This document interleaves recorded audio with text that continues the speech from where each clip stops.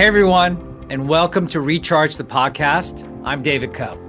My guest today has a last name that you might have heard before, but she is a force in her own right. She's an author, a producer, a screenwriter, a podcast host, and a deep thinker pondering life's big questions. So let's recharge with Kelly Carlin.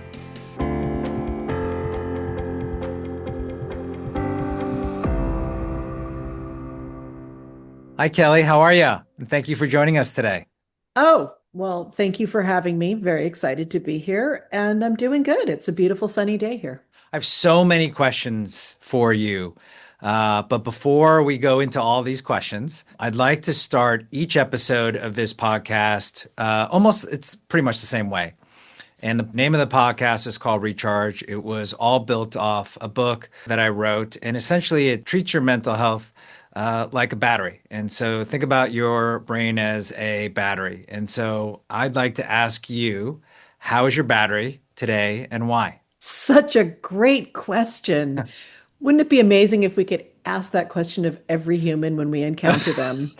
The world would be an easier place to live in. You know what? Actually, my battery is pretty good. I'd say it's mental health wise. It's at a good 90% today. It's feeling stable and connected and grounded and also free of static this morning. So there was some static that came in, but I know how to let it go and be like, well, that's just a blip in the thing. And yeah, I appreciate the question. Oh, that's so good. So good. So you have done so many interviews. I mean, you're a total pro at this. And you've had many interviews, obviously, about yourself, which we're going to spend a lot of time talking about.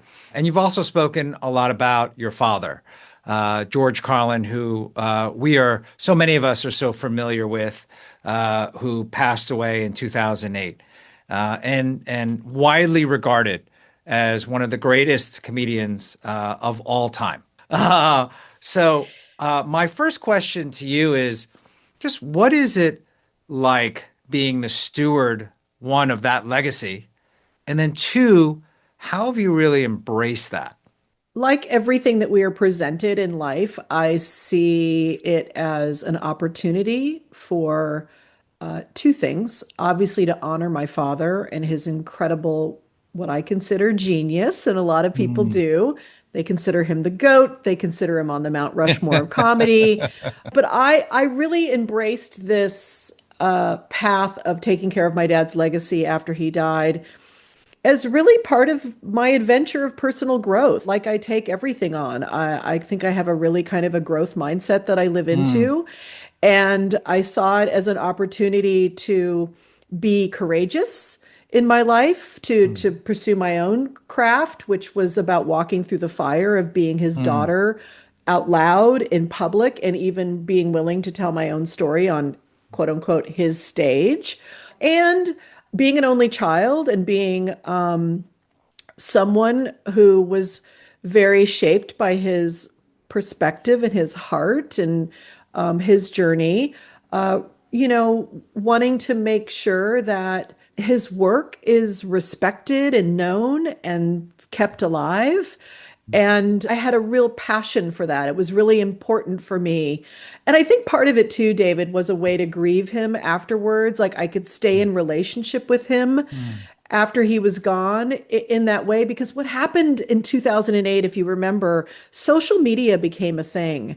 And Yes. suddenly I was sharing the grief of thousands of his fans, Mm. which I would have never happened before social media unless That's I right. was at an event and met someone or That's here right. one-on-one kind of a thing. That's right. Suddenly, I've got a ridiculous amount of Twitter followers and Facebook people and Mm. all of that. And it was this way of me being able to share in the love. Like I Mm. really talked about that time as this big field of love and light that was just Mm. surrounding me.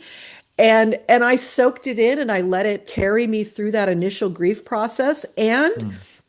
I got a chance to get on a soapbox also and tell people about myself and my point of view and my humor Mm.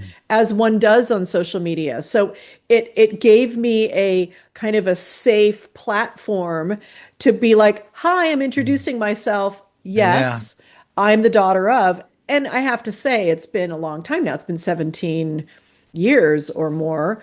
Yeah, it's going to be 18 years this year, scarily. That's which is crazy to me.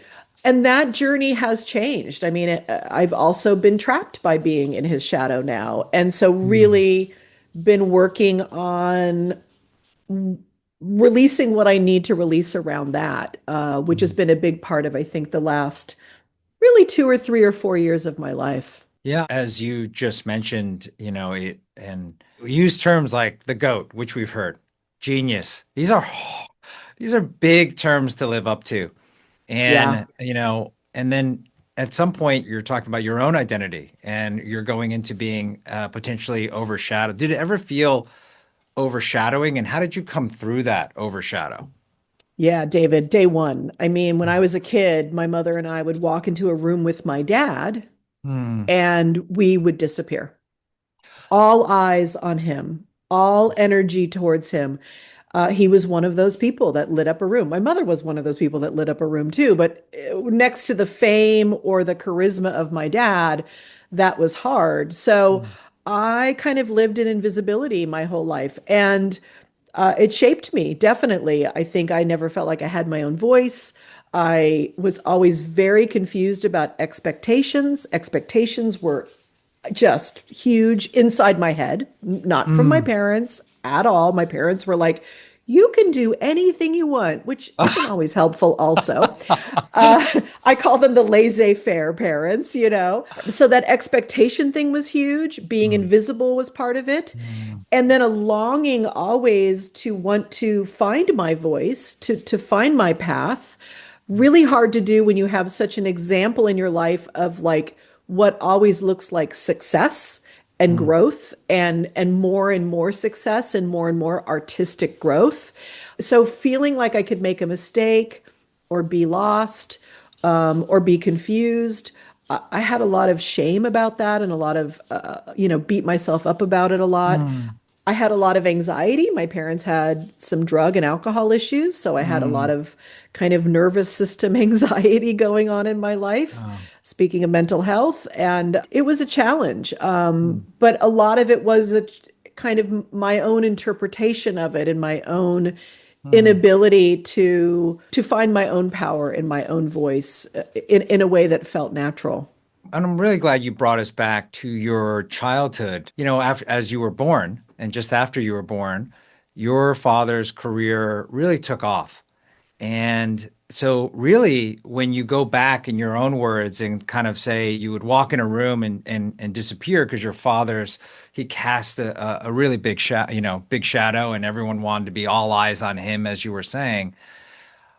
It's hard for so many people to relate to that because sometimes, as you're the young one that comes in the room, kind of all eyes will go to you as a child, And and and they would people would be like, "Oh, who's this?" And then right. I, ooh, so shy, like hide behind dad, kind of a moment. I was like, "Oh," kind of a person too. But when you watch this person who's looks so organically natural and expressive, right? My dad was not on all the time. He was not one of those people that was at a Huh, party going, interesting. he was very down to earth. He was funny and all of that, but and very warm with people and stuff like that. But no need to be the comedian in the room. No need to be the guy who does that. But it's also interesting too because I've been writing about this lately. I'm actually writing about my time. I'm working on a second memoir around after my dad died and that journey through that part of my life and really thinking about how this thing that happens. I was about 4 years old. My mother knew my dad was going to be on TV. She sat me down. She was really excited that I was going to have an experience of seeing daddy on TV. And the TV started, the show started, whatever it was, some variety show. They introduce him and he comes out and he's in this small little box. And my little 4-year-old brain did not understand. I could hear him and I could see him. And she said I started crying and I ran out of the room terrified by Right. that. Yeah, and I think about that and I think about Huh. how suddenly it's like part of my dad didn't belong to me. Mm. He belonged to the world. And what's so interesting is I never had that insight until after he died. And a few months after he died, I was probably on social media or maybe meeting someone in person. And they said to me, Kelly, thank you for sharing your dad with the world. Oh, And wow. it makes me tear up right now just thinking about Yeah. it. I had Yeah. never thought about that. And I suddenly was like, oh, wow, that kind of makes sense. And I see how that really kind of shaped me because of that. Mm. Yeah, and as you talk about your parents, because one thing you just mentioned was the addiction piece. And both of your parents, as you say, struggled with addiction, and at times it could seem you were living a double life. Yeah, And what for I mean sure. by that is, to the public, you've got this, kind of perfect family. You're doing great in school, but behind closed doors, it may not have felt that way, right? It could have been a little bit more chaotic. What Just a impact? little. Yeah. And what impact did that have you on your own mental health growing up? Did that have on Yeah. you, right? As a Yeah. child growing up? And also, was that something that you ever addressed with them? Mm. Yeah, it's such a great question, David, because we know the high percentage of people who deal with families with addiction issues. Any Right. kind of addiction does not have to be drug and alcohol, Mm. but this is a huge mental health. I mean, addiction is a symptom. It's a way we're trying to self-regulate our nervous system ultimately using things for it, whatever it is, some sort of heightened experience. And this is why I wrote my first memoir, because I really, Mm. really wanted to tell our story and really humanize it, especially for fans of my dad, but for anybody who kind of looks up to people. So it created a lot of anxiety for me.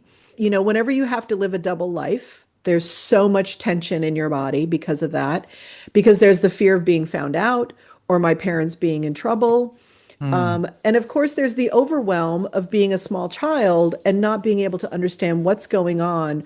I'm very empathic, I'm very intuitive, and therefore read a room, right? And know Yeah. exactly what's going on and can Yeah. feel the tension when I walk in the Yeah. house, right? At a pretty early age, and not cognitively or mentally or intellectually understanding any of that. Mm. But this is what we do. This is conditioning of the family dynamic. We start to fit in, we start to work it, and we start to find our way in the system. How can I be of help, right? So we became Yeah. a very codependent little dance, the three of us, with all of this. My mother eventually got sober. She almost died of alcoholism. She did get sober when I was about 12 years old. My dad got sober too on his own. And both of them were fully sober by the time I was done with high school, basically like Mm. that. But then, of course, I was on my own foray and experimenting with drugs at that point. But we did talk about it, especially when my mom got sober, which was interesting because back then we didn't like have the big family therapy sessions or anything like that. Mm. I probably could have used a little Alateen or something like that at that time, but it wasn't happening. It was the 70s. Yeah.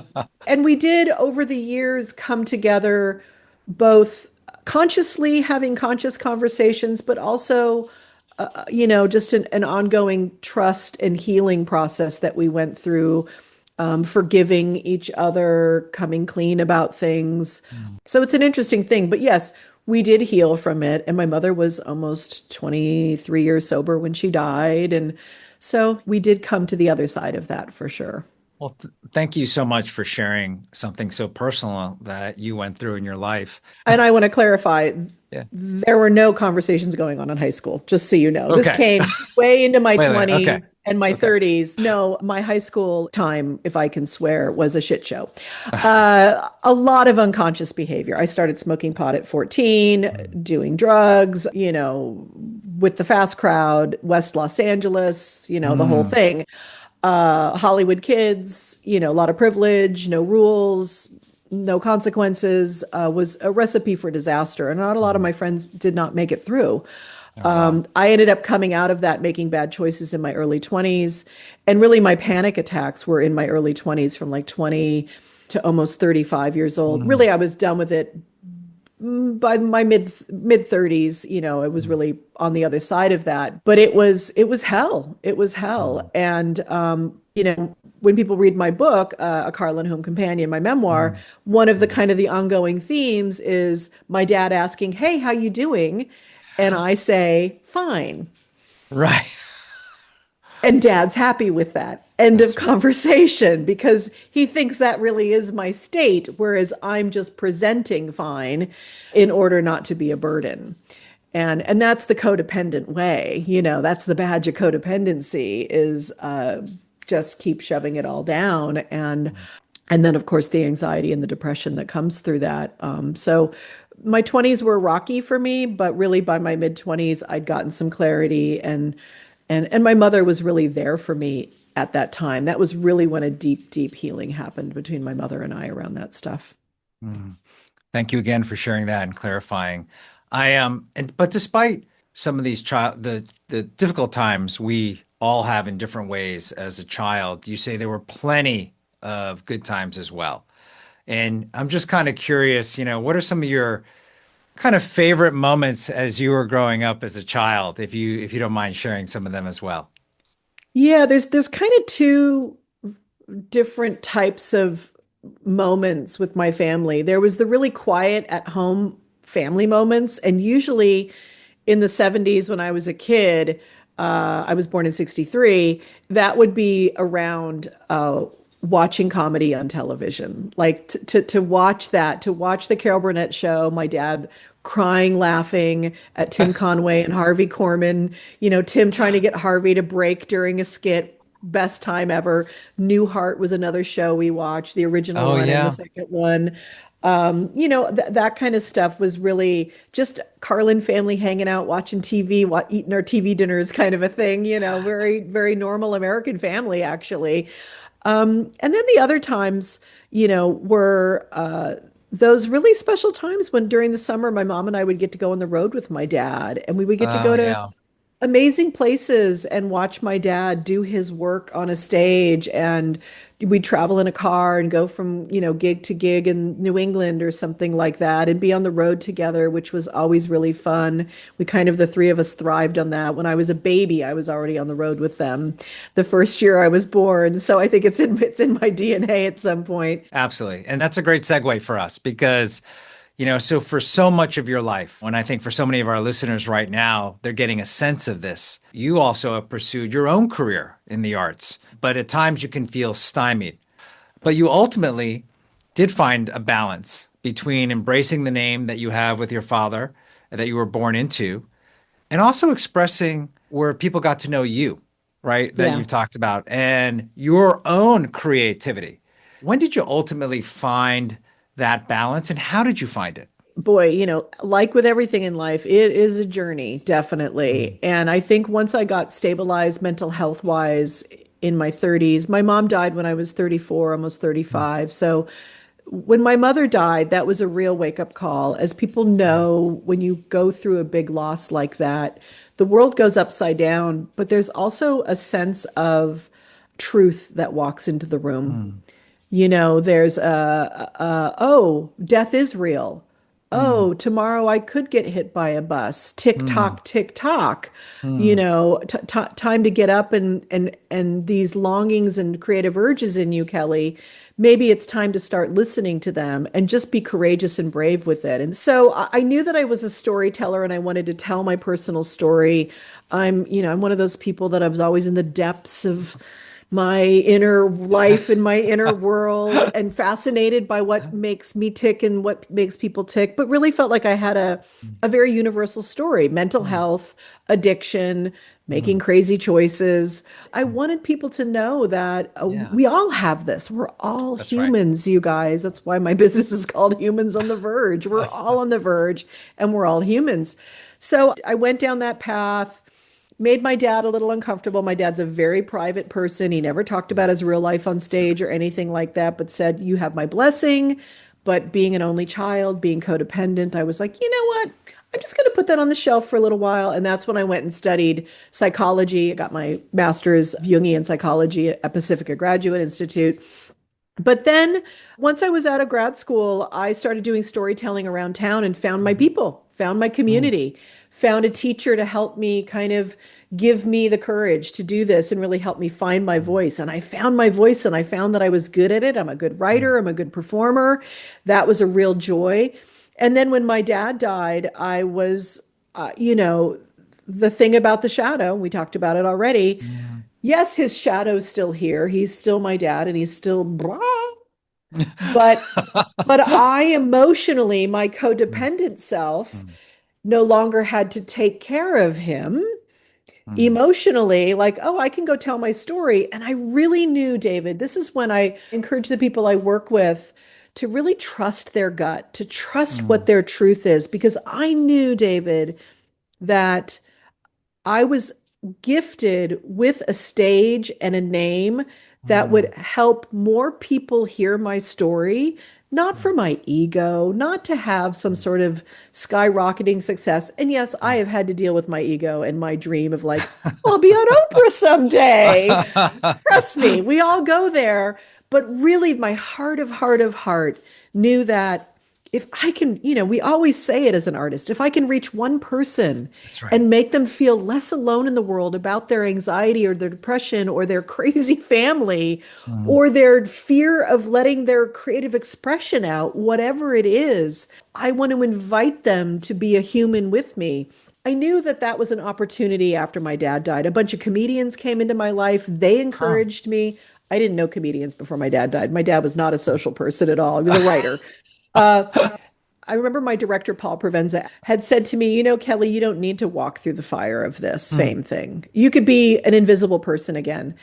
And I just knew that, like, it felt like this karmic thing in my life. Like, if I mm, don't walk through the fire and really find out, first of all, A, what is it like to step on a stage that my dad mm, occupied? What is it like to be a public person? What is it like to risk my truth in a bigger space? If I never did that, I'd be always obsessed with mm. what if, what if, what if. And Yes. I knew in my bones that I was going to learn some big lessons, that my ego was going to grow up and be shed, and that, I mean, not completely, we're all here, right? Yeah. But it felt like an imperative soul journey for me. Mm.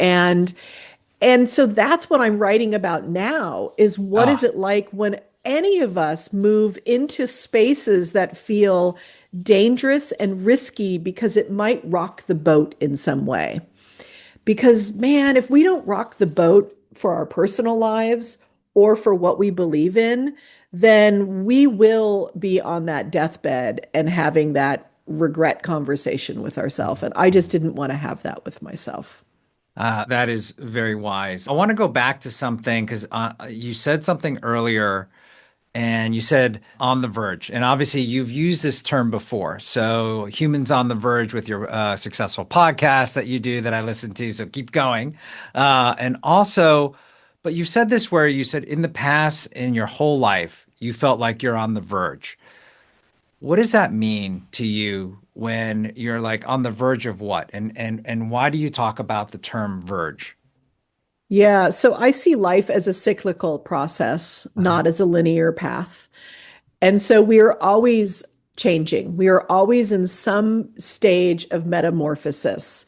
We're Mm. either stable and yay, things are good and I know who I am, I know what's going on, or Yeah. things are falling apart, sometimes slowly, sometimes quickly, or we're in a mushy in between space between the things that's fallen apart and we haven't Mm. figured out what's next.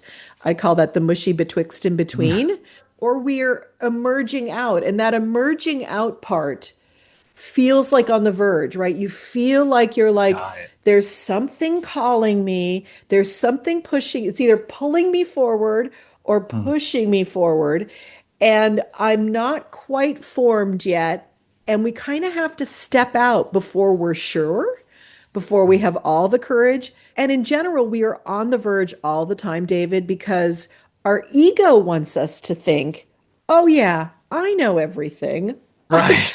I've got it handled. But the reality is that we are two different we are a Mm. being we are right. We do mindfulness, we do meditation, we get into the Mm, mind of mhm, the Buddha or whatever you want, the transcendent mind, mm, the mind of being.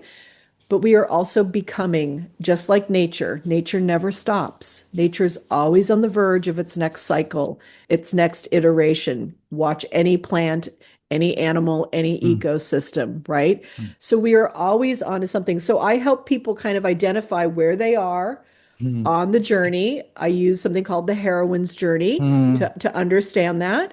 And where are you on the journey and how to support themselves and how to prepare themselves for the next part of the journey. Sometimes you need to be stuck for a while in the mush, and sometimes it's courage time and move time. Well, in terms of your continuing education, you've also gone down and gotten a master's degree in psychology. Can you just kind of walk us through that as well? Yeah, and that's been almost 20 years, David. It has been 20 years. That's crazy. So I was attracted to Jungian psychology and this Hmm. place Pacifica specifically Hmm. because, first of all, they had Joseph Campbell's archives. I was already a big fan of Joseph Hmm. Campbell. The power of myth kind of opened my mind to comparative religion and archetypes and found that fascinating.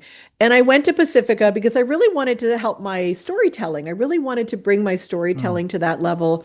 I ended up getting a degree in counseling psychology. I did not Hmm. become a counselor or a therapist. I was an intern to get my hours and Sure. things like that. But I knew I would hold space for other people with this kind of Hmm. stuff. It's where I learned the heroine's journey. And really, the work that I do now with that work is I help people access the deep imagination, the part of the Hmm. personal and the collective unconscious, to help them feel most resourced. I do a lot of work with kind of inner allies, not necessarily Huh. internal family system stuff, but it can be Huh. definitely personal family dynamic stuff that we deal with. I do a lot of dream work with people. So Wow. figures from dreams come in, and it's about having a relationship Hmm. and being resourced by these things, and not just from your ego to solve your own life, but to really respect these dream figures and these ancestors and other figures as autonomous and intelligent and wise beings Hmm. who have something to offer us. And this work is it's so interesting because it's another way to feel like you are connected to everything and that you belong and Hmm. that you are well supported. So, one of the Hmm. things I really appreciate about all this work that you've been doing is you've been talking about unlocking healing and Yes. creativity and deeper meaning. And each of these points you've just talked about at some point over the course of our conversation. But I have to admit, as I talk to you more about deep imagination and building a circle of inner allies, all this is new to me. And so Ah, for our listeners, and for many of yes. them, maybe like myself, who might not be as familiar, what is this all about? Yeah. First of all, if anyone's doing any plant medicine work out there, any of that kind of journeying, this is the same journey, the same space of the mind you're reaching without the plant medicine. Hmm. It's the same space. It's imagination. David, this is the place where an idea will pop into your head suddenly, or an urge, or you have a vision for something. Some people see it visually, some people feel it Right. somatically, right? Yes. Yes. Absolutely. Some people suddenly feel like they need to go move their body. Whatever it is, All there's of the something. above.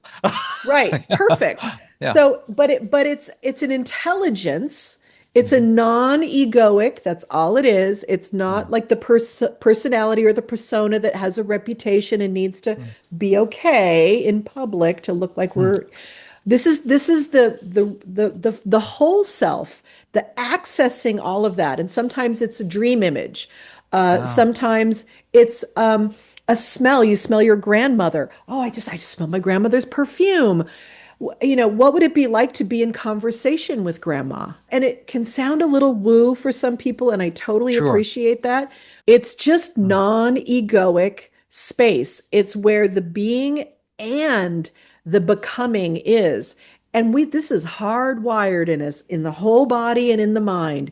And so mm, why not in this 21st century, when we are faced as a species with so many challenges, why not activate and have a conversation with an aspect of our own mind that is the keeper of all of that. Einstein would go take a shower to solve a problem. Darwin Mm, would go for a walk every day to solve a mm, problem because when you daydream, it's the same part of the imagination.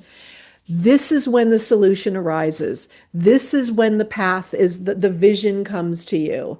So let's let the right brain and the left brain talk to each other again mm, and really access our full resourcefulness. mm.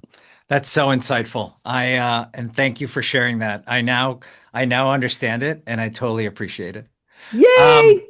I um I want to go back to something as we talk about truth telling. And I feel that one of the biggest gifts that your father ever gave me was teaching me to be a truth teller. This is what you said. So this is you Yeah. saying this.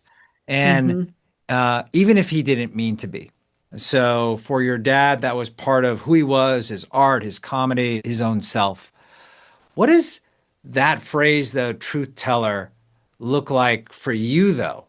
What does that mean for you? First of all, telling the truth about your current state and being able to speak that to the people around you so that you can feel connected and belonging and safe. So that's one thing that's super important. And I got that by seeing how hard that was for me as a kid. And then I feel my job at this time in my life is to talk about the things we just talked about, like to talk Mm, about the deep imagination and the right mm, brain and the stuff that, I get it, can seem a little, and on certain levels, it is too woo and it is a little weird and all of that. And yet, I know the proof is in the pudding because I know when I apply it mm, to my life or other people's life or study it, I see the actual impact it has on their life. So for me, it's about let's let's speak our hearts to each other.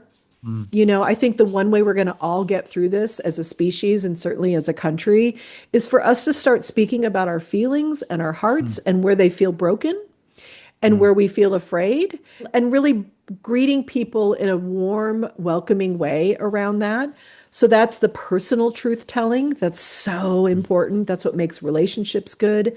That's what makes, our work good, our workplaces good also. And for me these days, it's about being all of me, it's like mm, I'm going to be 63 this year. So it's like there's no time to play or BS or to, you know, let's take the mask off. That's always been my invitation is let's take the mask off.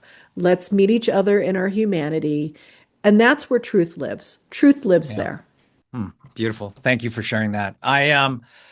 I'm going to end it with three last questions. I try to do this a little bit of a speed round, but it's not really. So I'll Great. I'll I'll end on that note.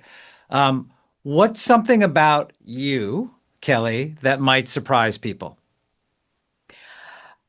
That at age 60, after 40 years of not doing it, I got back on a horse and Oh, I've come been on. riding horses the last 3 years. That is so I good. That is I so wrote good. I rode as a teen competitively Uh-huh. until about the age 20, from age 11 to 20. And then for 40 years, got busy with other things. And I'm now back on the horse. And it's profound. It's good medicine. That's good. We've had many people on this podcast, and that's a first. So thank you for sharing that. You inspire so many. Who inspires you? A lot of different people. But in particular, I mean, I've got a list, but there's a couple of pictures of some people around my house that inspire me. And one of which is Georgia O'Keeffe. Hmm. She inspires me because she was a woman in the early 20th century who had an incredible gift as an artist and Hmm. had a very, very, very unique vision. And she went by herself out west, hung out with some other artists back there, out there to New Mexico, when women didn't do stuff like that, and she found her place, and she found the space that fed her, that inspired her, that opened up her genius, and she gave that to herself. She gave herself permission to do that, and she gave herself permission to every day walk her path that fed her artistic desires. And I tip my hat to anyone who's willing to do that in a world that has a lot of rules for us and a lot of shoulds. And finally, what's your favorite way to recharge? Such a good question. Certainly riding horses, but I was really, I thought you might go there. yeah, but I have to say my daily practice is journaling. Journaling Oh, helps me recharge. It helps me hear my thoughts out loud, whatever they are, whichever direction. And it has really helped me connect to that wise source within me. And it's where I have full permission to kind of download, whether it's an idea I have or an essay I want to do or some aha I want to write about or something I want to offer to the world. It's my kind of palette where I get to just, be myself fully. The judge is not in the room at all. And I've got a really robust journal practice that really helps my mental health stay good. that's such a good reminder. Thank you so much for joining us here today on Recharge and for sharing so much of your wisdom and your thoughts. And I just could have kept going here today as I was just enamored with our conversation. To everyone that's just been listening, I hope you've learned as much as I have from this conversation with Kelly. And if you have to, please just continue to subscribe, like, and share this episode. And just thank you again, everyone, for listening. And I'll see you next time on Recharge. Thank you again, Kelly.